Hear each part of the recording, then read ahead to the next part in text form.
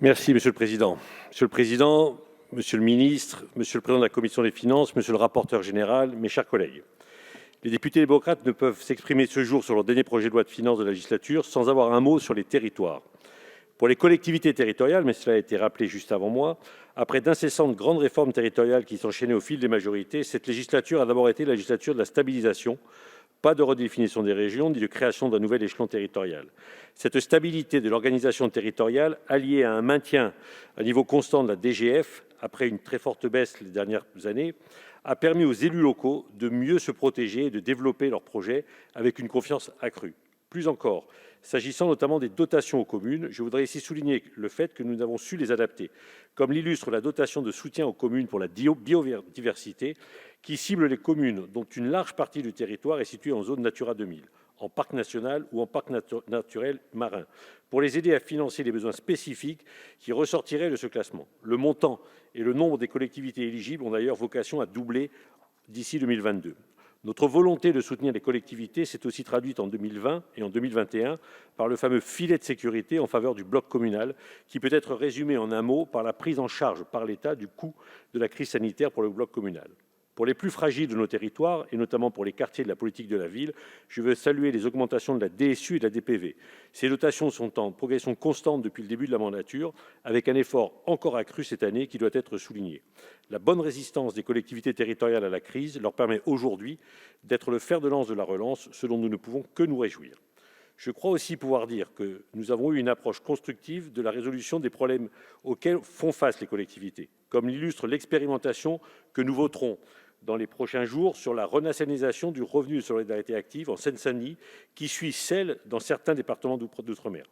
Force est de reconnaître que si ce dispositif donne des résultats satisfaisants, alors d'autres départements que le financement du RSA peut mettre en difficulté, notamment en région Île-de-France, mais pas seulement, il y a aussi des territoires ruraux qui sont concernés, pourraient bénéficier de la même mesure.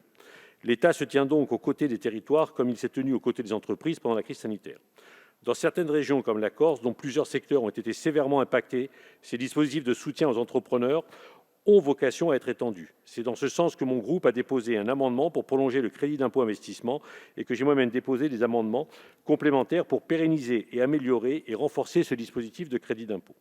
Je ne peux pas parler des territoires sans avoir un mot sur le logement, en particulier le logement social et intermédiaire. Le rapport de la commission présidée par François Rebsamen dresse en la matière de belles perspectives, dont certaines que je porte depuis de nombreuses années. Je me félicite des annonces du Premier ministre au congrès HLM de Bordeaux, reprenant certaines de ses propositions, notamment sur la compensation des exonérations de taxes foncières aux collectivités, soit environ 70 millions pour 100 000 logements, ou encore la création d'un crédit d'impôt pour le logement intermédiaire.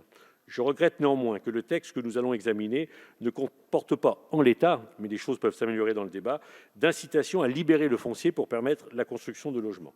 Je me réjouis tout de même de la réforme du dispositif loué abordable qui, en tout état de cause, ne fonctionne pas de manière satisfaisante en l'état actuel. Ce dispositif est aujourd'hui principalement utilisé dans les zones où l'offre de logements s'accorde bien à la demande et non dans les zones tendues. J'espère que le débat permettra, avec le gouvernement, de réunir l'ensemble des acteurs, qu'ils soient aménageurs, bailleurs, élus locaux ou parlementaires, pour trouver le meilleur équilibre possible. Plusieurs autres pistes sont à creuser, comme un travail sur la création d'un véritable statut de l'investisseur immobilier proposé par notre collègue et ami Jean-Paul Mattei, qui permettrait de différencier les prélèvements sur les revenus fonciers comme sur les plus-values en fonction du type d'immobilier concerné, qu'il soit social, intermédiaire ou dans le régime privé normal. Je doute que nous réussissions, bien entendu, dans le cadre de l'examen de ce projet de loi de finances, à répondre à l'ensemble des enjeux pour le logement en France, qu'il soit social, intermédiaire ou libre. Il faut que nous réfléchissions dans les prochaines années à une réforme d'ampleur. Ce grand plan est indispensable, tant à cause de l'effondrement du nombre de logements construits, mais aussi par la nécessité de mettre en place une véritable politique de mixité sociale. Je sais et j'espère que nous parviendrons à répondre à certaines de ces questions dans les prochaines semaines. Les députés démocrates y prendront toute leur part. Je vous remercie.